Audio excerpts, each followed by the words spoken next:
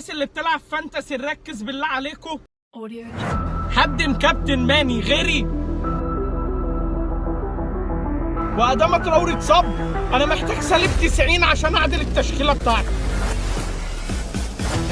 ونشتري ماني وصلاح هيتقلق فيرمينيو. قال لك جنون الكوري يا عم اقعد بقى.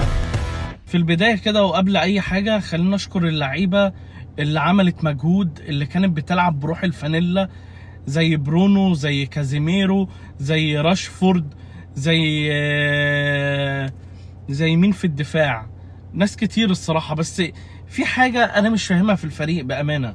الحمد لله انا مش زعلان، احنا خسرنا 4-3، النتيجه انا شايفها الى حد ما مقبوله، بس انا كان نفسي على الاقل نتعادل، بالاخص ان احنا الشوط الاول كنا كويسين، ما كناش وحشين.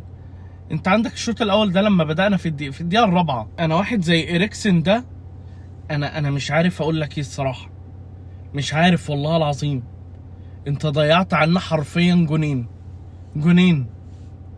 اول كره اللي هي في الدقيقه الرابعه دي، الكره جايه انت لوحدك وشك الجون، ما فيش اسهل من كده يعني، ما فيش احسن يعني ظروف احسن من كده علشان نجيب جون. كنا هنخطف جون في الدقيقه الرابعه، ما كانش في ظروف يعني مناسبه، يعني ما كانش في بقى غير انك تبقى وانت والجون فاضي بقى، ما فيش ظروف تانية عن كده يا إريكسن.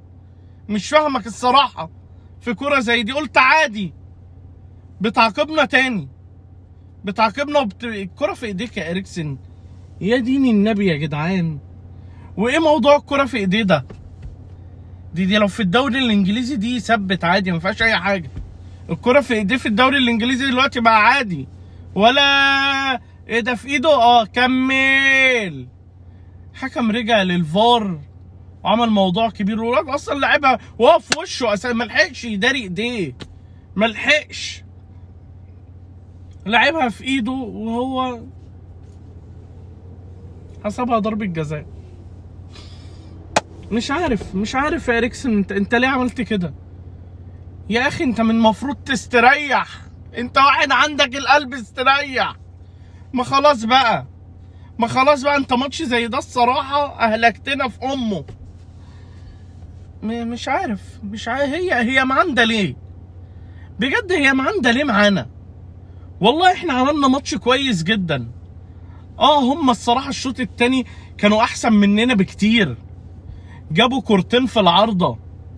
انا حاسس ان اي حد كان بيعدي يا جماعه عندنا كان مش بيوصل للجون، بيبقى هو اونانا انفراد، بيبقى هو اونانا في اوضه النوم.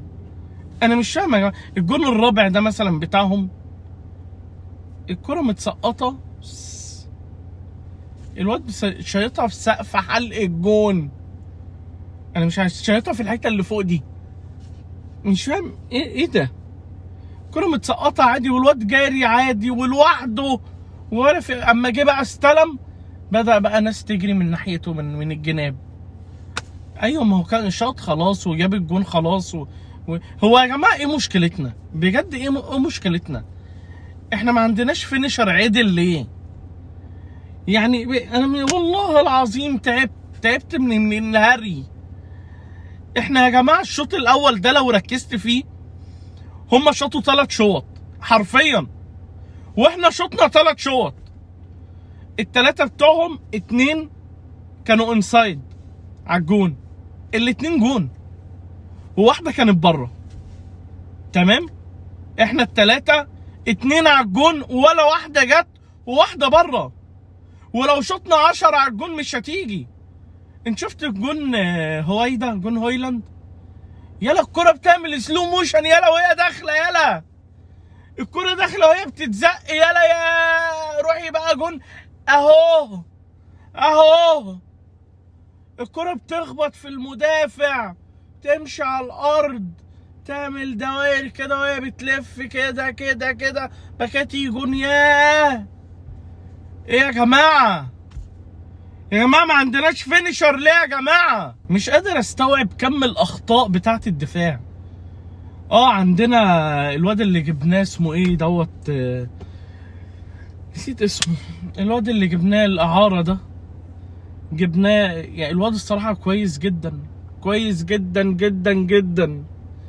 بس انا عندي مشاكل مع مارتينيز. انت يا جماعه انتوا في حاجه غلط. احنا اي حد بيجي بيمسي على الجون عندنا بيتعدوه. في حاجه والله العظيم غلط. ريجليون كان عامل ماتش واداء عالمي، عالمي والله. كنت راجل. تاني ماتش تثبت لي فيه انك راجل رغم الخساره، بس راجل. احنا عندنا في مشكله في الدفاع واضحه. خط النص فيه مشكله، بتعالجه بتنزل لي مكتوميني، مشكله اكبر. كازيميرو جاب جونين، الاتنين احلى من بعض والاتنين جمال، وبرونو كان عامل ماتش حلو، وحتى راشفورد كان عامل والله ماتش واداء حلو جدا. احنا جالنا فرص كتير. طيب جون الكرة بتاعت ريتشارلسون، الكرة قصدي بتاعت جرانيتشو اللي ضيعها، وكور كتير كتير كتير فعلا.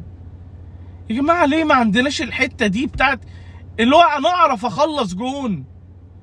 انا متأكد احنا لو الهجمات دي بتاعتنا دي جت للبايرن كانوا كسبوا 7 مثلا ولا 8. يا جماعة احنا بنوصل للجون، بس في كرة مثلا، يعني كرة سانيه مثلا، الجون اللي جابه الجون يعتبر 1 2 وبتاع، وقام شايط جت جون. نفس الكرة جت لبرونو على فكرة، عمل 1 و2 وقام شايط واحدة في كشافات الاستاد، في الكشافات من فوق، مش ما بين مش حوالين الثلاث خشبات، شاطها واحدة زربيحة بعيدة قوي. يا جماعة احنا ما عندناش الفينش، ما عندناش. احنا ما بنعرف، احنا محتاجين 30 هجمه عشان نجيب جون. قلنا انت حارس والله العظيم كويس جدا، وده انا مش يعني ما عنديش اي مشكله فيه، تمام. وعندك ثقه في نفسك زياده عن اللزوم، وبتلعب تقريبا ليبرو وحاجات كده. الجول الاولاني اللي دخل فيك اللي الكره في ايديك دي، يعني دخيه ما كانتش تخش فيه. الكره سيئه.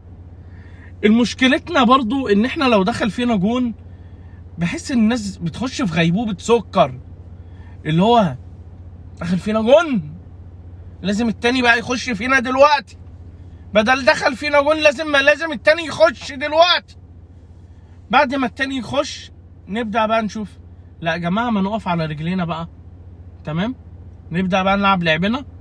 لازم نتخطف جونين ورا بعض، تلاقيهم ورا بعض كده الجونين في نفس الموضوع. لما بنجيب جون لازم العودة على طول. لاحظها مش في الماتش ده بس، في ماتشات تانية كتير. هات جون كده هتلاقي الفريق التاني سجل تقريبا في نفس الدقيقة او في الدقيقة اللي بعدها بالكتير. طب ليه يا جماعة؟ ليه ما نرجعش ونقف على رجلينا ونجيب جون كمان؟ ليه ما عندناش الحتة دي؟ يا جماعة احنا ليه الخطوط عندنا بعيدة؟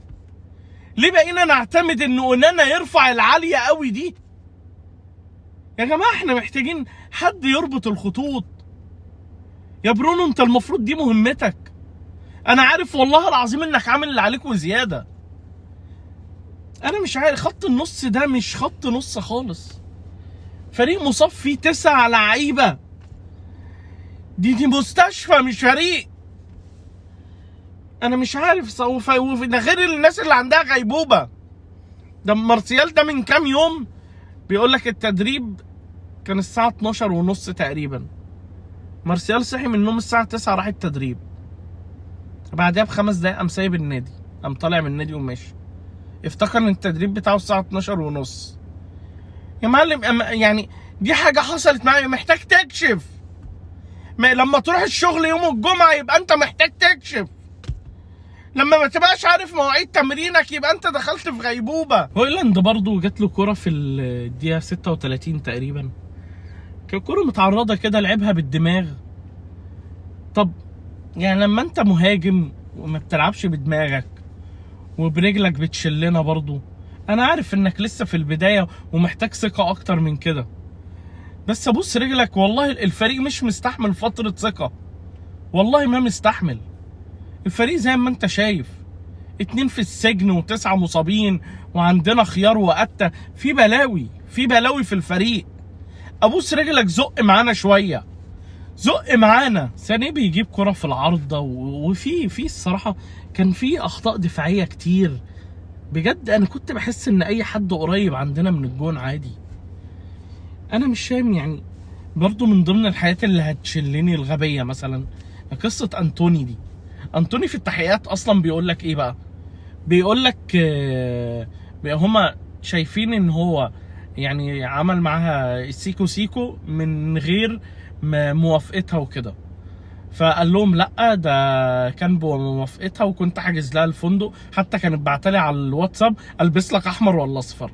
حد بيقول كده؟ حد بيقول كده يا انطوني؟ يا نهار، انت لو قاصد تحبس نفسك 3 سنين مش هتعمل كده. ممكن تسمع كلام المحامي بتاعك، خلينا نخلص. يخرب بيت كده، يخرب بيت دي لعيبه. شباب احنا زي ما بنلوم تنهاج على حاجات كتير، لازم برضو نلوم اللعيبه على حاجات كتير. ما هو تنهاج مش هينزل يلعب لنفسه، مش هينزل يلعب مكان حد، مش هينزل مكان مصاب، مش هينزل مكان انطوني. الراجل بيحاول يعمل حاجه. هات لي مدرب في الظروف اللي احنا فيها دي يعمل بفريقنا ده حاجه. انت يا باشا بتدافع بليندلوف ومارتينيز. عارف مارتينيز ده طوله قد ايه؟ هات اي حد في ثالثه اعدادي قد كده هتلاقي ده طول مارتينيز. اللي هو اي كورنر اي اوفر هو مش موجود. وانا مش عارف مين اللي بيختار الصفقات دي. مالاسيا بقى، هات واحد في رابعه ابتدائي اقصر من مارتينيز. انا يا جماعه دول مدافعين ازاي؟ اتصنفوا الدفاع ازاي؟ انا مش عارف مين اللي جايب الناس دي. انا بشوف المدافع ده لازم يبقى طول، يعني حجازي، محمود ده علاء. سيبك من الاداء بتاع الاتنين، انا اقصد الناس دي طويله جدا يا جدعان. الناس دي بتطلع بالدماغ، الناس دي بتطلع ميتين فرقتها بس بتعمل حاجه. احنا مالاسيا، مارتينيز، مش عارف فاران مثلا طويل بس بيلعب كور غلط برضه. بس انا ماشي. انا في النهايه عايز اقول انا مش زعلان والله. الحمد لله 4-3 يعني نتيجه بالنسبه لي هي مرضيه. انا كنت اتمنى على الاقل نتعادل. يعني بعد المجهود ده كله احنا كأننا ولا عملنا اي حاجة. احنا في الاخر برضو خسرنا.